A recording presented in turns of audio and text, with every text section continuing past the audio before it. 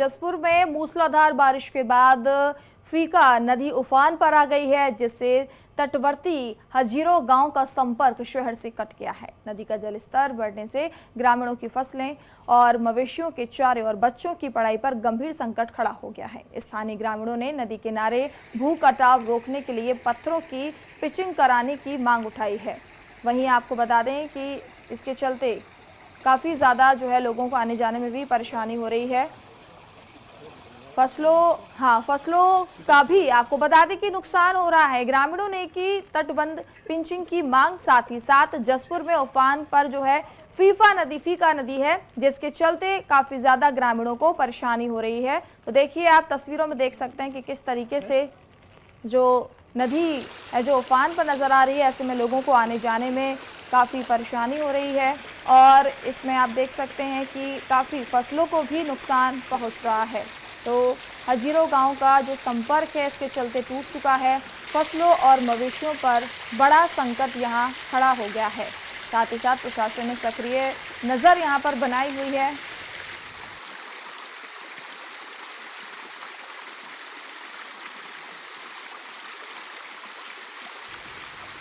फसलों और मवेशियों पर देखिए बड़ा संकट खड़ा होता यहाँ नजर आ रहा है, क्योंकि देखिए पानी का नदी का जो स्तर है लगातार उफान पर देखने को मिल रहा है। ऐसे में किसानों की फसलें बर्बाद होती नजर आ रही हैं। साथ ही साथ लोगों को आने जाने में भी परेशानी हो रही है। कई गांवों का इसके चलते संपर्क भी टूट चुका है। फसलों और मवेशियों पर बड़ा संकट खड़ा होने से ग्रामीणों में चिंता नजर आ रही है।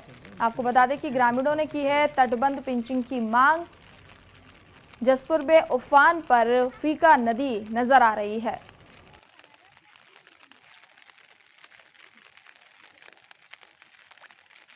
तो देखिए, प्रशासन ने लगातार सक्रिय बाढ़ चौकियां बनाई हुई हैं। साथ ही साथ ग्रामीणों को भी सतर्क रहने की सलाह दी जा रही है।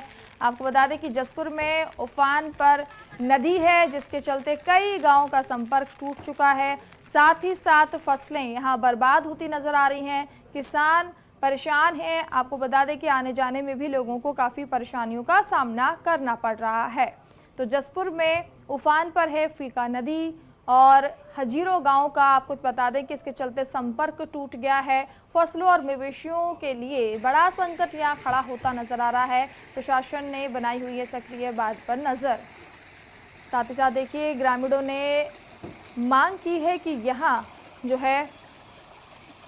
हजीरो गांव का संपर्क भी टूट गया है। फसलों और मवेशियों पर बड़ा संकट खड़ा होता नजर आ रहा है। देखिए, लगातार बरसात का मौसम है और उत्तराखंड एक ऐसा इलाका है जहां बरसात अगर होती है तो आने जाने में और लोगों को काफ़ी परेशानी होती है। साथ ही साथ देखिए, फसलों को भी यहाँ लगातार नुकसान होता नज़र आ रहा है।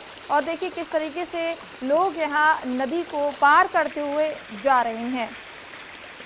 तो जसपुर में आपको बता दें कि लगातार जो नदी है वो अपने उफान पर देखने को मिल रही है।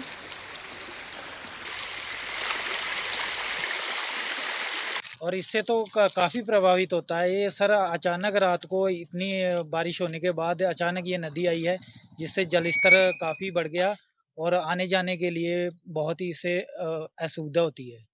फसलों को तो सर नुकसान है ये, इसके जो कटाव से नुकसान है। इसके लिए पिचिंग वगैरह बनाई जाए और क्या कहते हैं, चारे के लिए बहुत प्रॉब्लम है। जो यहाँ पशु हैं, पशुओं के लिए चारे में भी पानी वानी भर जाता है, तो इसलिए उनको भी है और वन्य जीवों को भी है, अपने को भी है।